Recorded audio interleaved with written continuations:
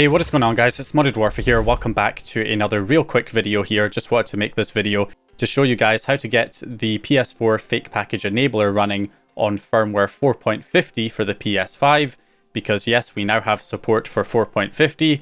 Wasn't expecting it so soon, but we do have it. I'll go into a bit of detail at the end of the video on, how this was done or how this was found. But in the meantime, anyway, I'm just going to show you guys how to get set up to use this on firmware 4.50. It's mostly the same as 4.03, except that you should be using Spectre's host to load the FPKG Enabler rather than Slayer's Govi's host, because Slayer's Govi's original host only supports firmware 4.03, even though the payload's been updated to support 4.50. You need an exploit host that actually supports 4.50 as well. So you need to be using Spectre's host. There are some people who are updating Slayer's Govi's host, but since his is less stable anyway, you're better off just using Spectre's for now. So basically you can see it here. We've got Slayer's Govi's PS4 Jailbreak 2, the payloads right here, PS5 kernel stuff, update PS5K stuff with 4.50 firmware offsets. So all you need to do is download that bin file, just like you would do on 4.03. It's the same bin file for 4.03 and 4.50. And then if we switch over to the PS5, all you need to do is load up the internet browser and go onto your es7in1.site/PS5JB for PS5 jailbreak. That will just take you straight to the PS5 section. And then from here, you can load Spectre's host. And then if you load Spectre's host, wait for it to get to the point where it says the ALF loader is running on port 9020. You can then copy the bin file into netcat GUI and inject it and get the homebrew enabler running on 4.50. Now there's an easier way to do this with another host. As you can see here, instead of having to inject the payload directly, you can actually use this new host that's been added. The image and the background image have not been loaded yet. That's not been added. But you can see from idle source here, Kex to Dex, this is a version of Spectre's host that actually includes the payloads as options that you can just select in the host, so you don't have to inject the payloads manually. I think most of these hosts will probably convert over to this system fairly soon, but for now, this is the host that you want to use, the idle source host. So if we select this option, you can see we get this nice UI here, and it detects that I'm on firmware 4.03, but this will work for 4.50. You just hit the jailbreak button and let it exploit the system. Okay, and there we go. And if it jailbreaks successfully, you get all of the different options. So there's different payloads that you can load here. And obviously the one you want to select is the kernel stuff for firmware.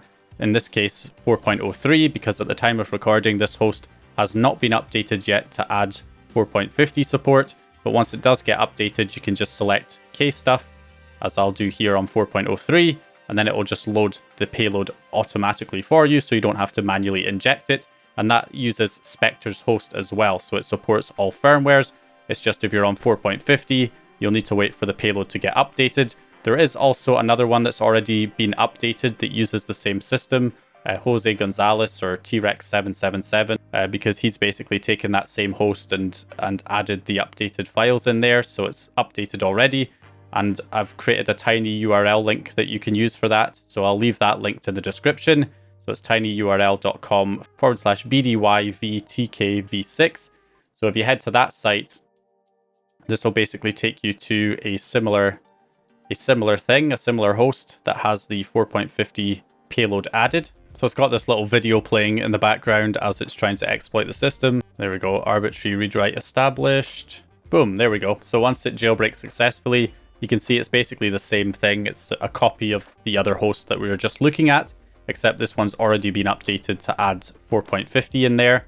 So if you're on 4.50, you just select hen or homebrew enabler for 4.50. So the general TLDR is you can use Spectre's host and inject the payload manually. You can use the idle sources host once it gets updated to support 4.50.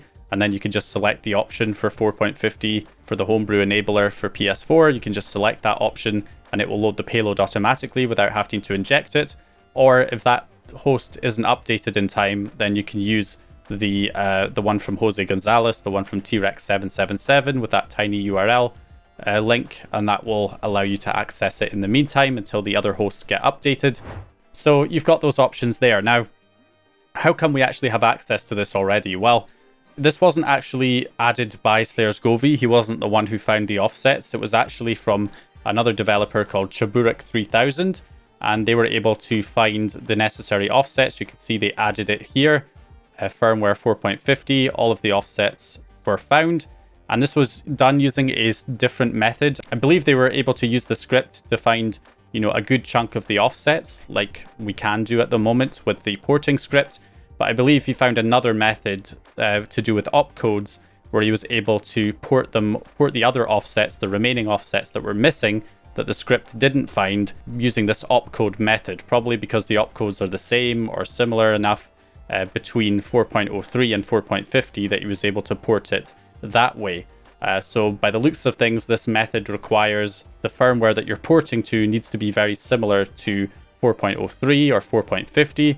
So in this case, we could see 4.51 very soon. It's possible that if this same method worked from 4.03 to 4.50, then it could also work from 4.50 to 4.51. So that's looking promising. We could see 4.51 very soon. And it's also possible with the offsets that have been found already on other firmwares that with this additional method, if it applies to other firmwares, like older firmwares from 3.0 all the way through to 4.51, then we could see more firmwares being supported very, very quickly. So keep an eye out, because it's really not going to be very long at this point by the looks of things. So yeah, anyway, just wanted to do a quick video to kind of go over that. So if you guys enjoyed this video or found the information useful, if you did, you know what to do. Please leave a like and subscribe, and I'll hopefully see you guys in the next one.